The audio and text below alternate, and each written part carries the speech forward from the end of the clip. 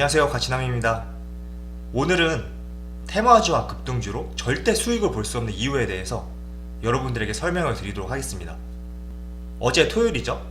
뉴스에 이런 기사가 하나 나왔어요. 여러분도 아시겠지만 북한의 김정은이 아무런 건강에 문제 없이 비료 공장에 나와서 걸어다니는 모습이 포착이 되었는데 약 10며칠 동안 언론에 잡히지 않다 보니까 많은 추측들이 오고 갔죠. 한편에서는 사망을 했다, 또 한편에서는 식물인간이 됐다, 이런 추측성 기사들 때문에 주식시장이 기사가 쏟아질 때마다 출렁이는 모습을 같이 볼 수 있었을 거예요. 그리고 김정은 건강 이상설이 기사가 나올 때마다 방산주와 관련된 여러 종목들이 크게 상승하는 모습을 볼 수 있었는데, 이 때문에 많은 개인 투자자분들이 방산주의 주식을 많이 매집한 것으로 알고 있습니다. 그래서 오늘은 왜 우리가 이런 테마주와 급등주에서 절대로 수익을 볼 수 없는지와, 설령 수익을 봤더라도 이런 테마주와 급등주는 절대 우리가 접근해서는 안 되는지 말씀을 드리도록 하겠습니다. 자, 지난 4월 21일이죠. 김정은 위중 소식에 방산주가 크게 상승했다, 이런 기사가 나옴으로 인해서 빅텍 이 종목은 약 25% 상승을 했고, 스페코는 26%, 퍼스텍은 17%, 한일단조 16.5%, 휴니드 13%, 이렇게 방산주와 관련된 종목들이 큰 상승을 보여준 것을 알 수가 있었습니다. 4월 21일 뿐만 아니라 4월 28일에도 큰 상승이 나왔는데, 이때 대부분의 방산주 같은 경우에 약 10.85% 상승하며 강세를 보였던 하루가 있었습니다. 실제로 차트를 보게 되면 이 종목 같은 경우에는 빅텍인데 지난 4월 21일하고 4월 28일날 크게 상승한 모습을 알 수가 있고, 또 거래량도 크게 실린 모습을 볼 수가 있습니다.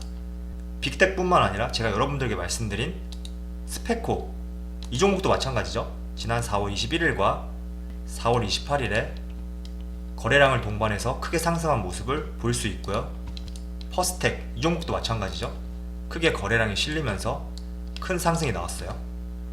자, 이렇게 대부분의 방산주와 관련된 종목들이 북한 관련 소식이 나올 때마다 크게 상승하는 모습 때문에 많은 개인 투자자들이 자금이 방산주 쪽으로 몰리게 되고, 그럴 때마다 코스피의 다른 종목들은 상대적으로 하락하는 장세를 보여주었던 일들이 많았었는데, 어제 토요일날 김정은 관련해서 이런 모든 찌라시 소식이 해결이 되는 기사가 나왔단 말이죠. 그래서 다음 주 한 주간은 그동안 올랐던 방산주와 관련된 종목들이 크게 하락하지 않을까, 이런 생각을 저는 하고 있고요.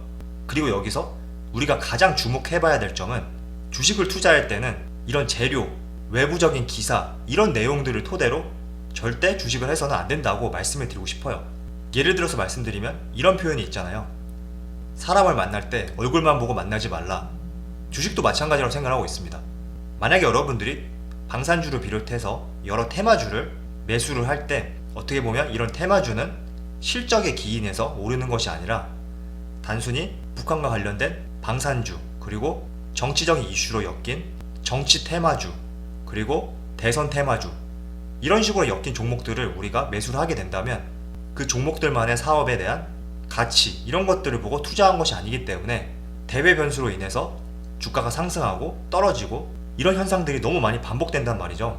그래서 이런 것들은 저는 투자라고 생각하지 않고요, 투기 혹은 도박이라고 생각을 하고 있어요. 그래서 우리가 항상 주식을 할 때는 올바른 습관을 들이는 것이 저는 무엇보다 중요하다고 생각을 하고 있고요. 지금 토요일, 일요일 주말 동안 가장 이슈가 된 테마주는 방산주란 말이죠. 그동안 김정은 건강 이상설로 크게 상승을 보였고 거래량도 많이 실렸는데, 이런 건강 이상설을 한 번에 종식시킬 수 있는 관련 뉴스들이 많이 쏟아지고 있죠.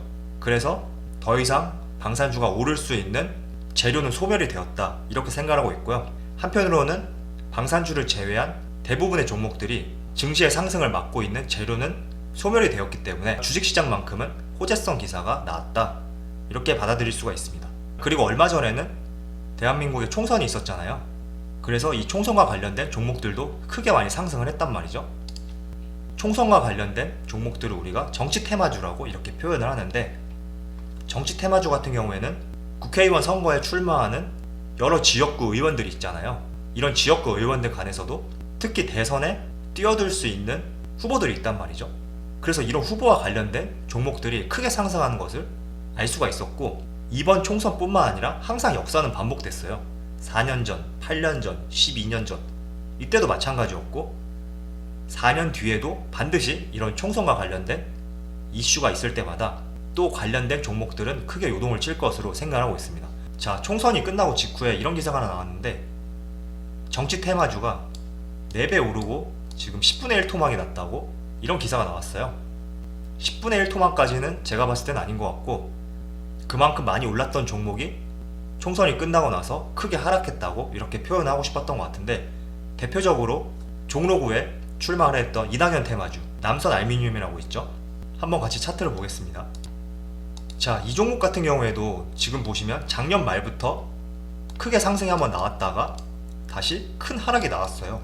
그리고 다시 상승하는 포지션을 취하다가 다시 하락하고 3,000원이었던 주가가 무려 7,900원까지 큰 상승을 보였었는데 이 종목 같은 경우 왜 테마주로 엮였냐면 이낙연 전 총리의 동생이 친동생이죠.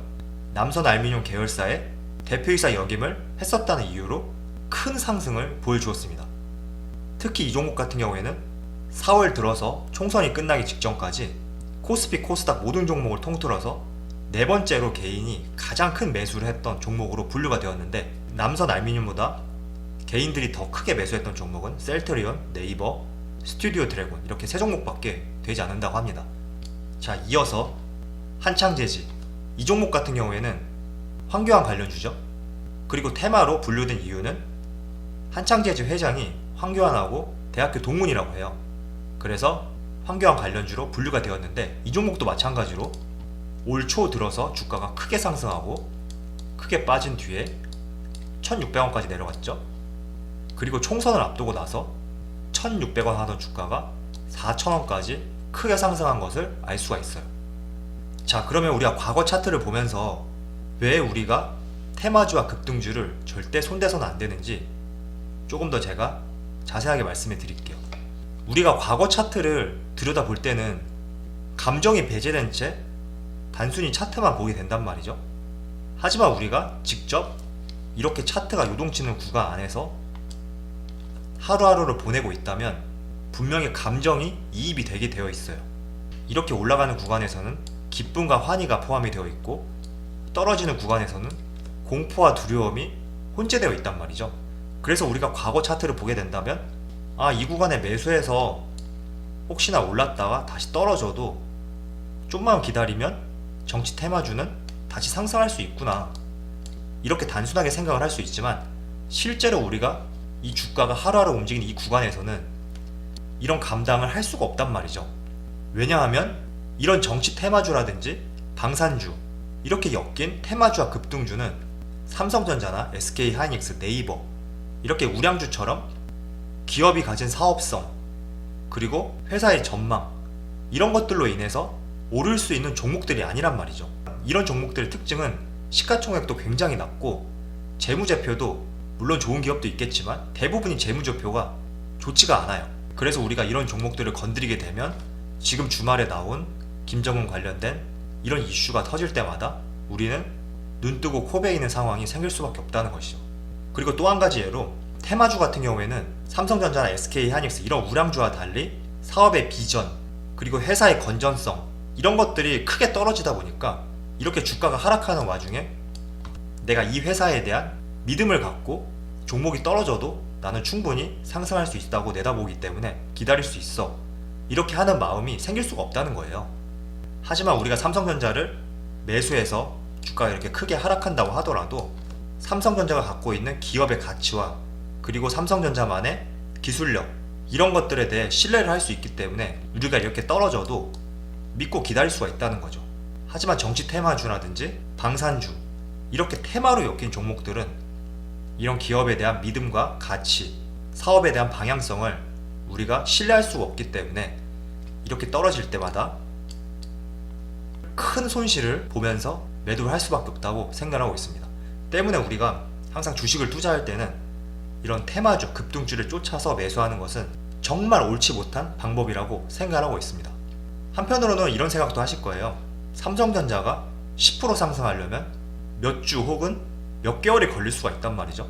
하지만 정치 테마주라든지 방산주 이런 테마성 재료가 있는 종목들을 잘만 고르면 하루에도 10%, 20% 일주일에 50% 이렇게 큰 상승이 나올 수 있는데, 이런 이유 때문에 테마주와 급등주에 많은 사람들이 현혹이 된단 말이에요. 하지만 그래도 여러분들이 이렇게 크게 상승이 나와서 우연히 큰 수익을 냈다고 하더라도 언젠가는 다른 테마주에 들어가서 크게 하락할 때 손실을 볼 수 있는 것이 저는 테마주와 급등주라고 생각하고 있습니다. 그래서 항상 주식을 투자할 때는 우량주 가치주 중심으로 투자를 하시고 진득한 마음으로 장기 투자해야 되는 것이 가장 투자의 제일 원칙이라고 여러분들에게 말씀을 드리고 싶습니다. 자, 그럼 오늘 영상 여기서 마치도록 하고요. 항상 여러분들의 성공 투자를 기원하도록 하겠습니다. 감사합니다.